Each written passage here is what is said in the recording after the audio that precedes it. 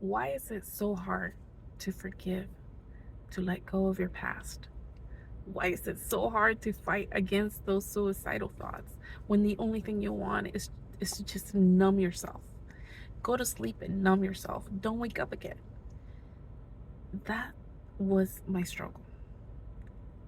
Those were my questions.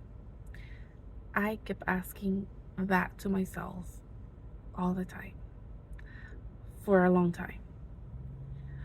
And today I'm going to open my heart to you, and I'm going to tell you, if you're struggling with those questions, um you're not alone. You're not alone. Letting go of your past, forgiving the people that hurt you is not easy.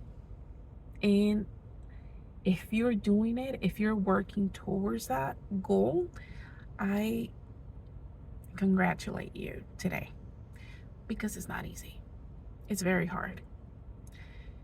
It's so hard when people that were supposed to protect you, um, they don't do anything after they find out what happened to you.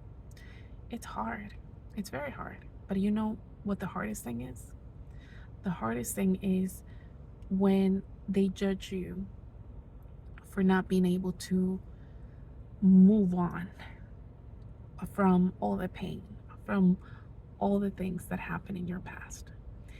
Like, you have a timer. Like, you're supposed to have a timer. Like, hey, you're taking too long to heal from that. You need to hurry up and do it. And it's funny because not even God, not even God has a timer on how long it's going to take you to heal from something so traumatic, like being sexually abused for so many years. Being, I'm sorry, but being, in my case, I was I was hurt really bad physically. So I could let myself, so he could do things to me. And you don't have a timer. You can't say, oh, I'm going to take this amount of time to heal from this. And here's the biggest question: how do you forget that? How do you forgive that? And today I'm going to bring you something that um, Paul says in the book of Philippians, chapter 3, verse 13. And of course, I'm going to paraphrase the Bible. And he says, brothers and sisters, it's not that I have already achieved it all. It's just that I do one thing, and is I forget what's in the past. And hey, my eyes are on Christ. My eyes are on the goal, which is Christ. I move forward towards that goal. And you know what he's saying? A lot of people, including myself, when we read this passage, I used to think, like, forget. How do you forget? And once I started digging a little bit more about what this means, the word forget, he's not saying don't remember anymore or feel guilty for remembering your past. No, what he's saying is don't let your past dictate your future and ruin your present, because a lot of us are still struggling with this situation, with situations from our past, with resentment, with bitterness. But today, I come to tell you, don't let your past, don't let people that hurt you, people that don't know better, to ruin this beautiful present that God has given you.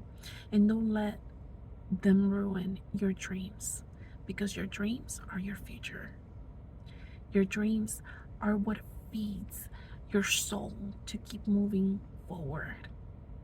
And if you have dreams about being a mom, being a wife, being what God called you to be, let me tell you, that is your identity.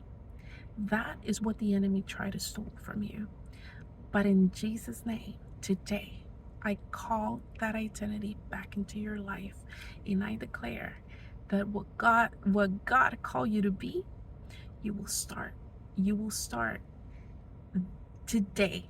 Today you're gonna start um, moving towards that. I believe that you will remember who you are and you're going to start walking towards that. And that is exactly what Paul is trying to say. Don't let your past, don't let, it's going to take time to walk, to, to walk towards healing. But I know you can do it. I know we can do it together. I know that God called you for a purpose. And um, the one that begun the work in you, he is so good and so perfect to finish it. You are still um, an unfinished piece of work, an unfinished project. So don't feel guilty if you're still struggling with this, with your past, with memories. Um, just lay them at the feet of Jesus and let God walk with you towards the goal, which is Him. Have a wonderful afternoon. God bless y'all.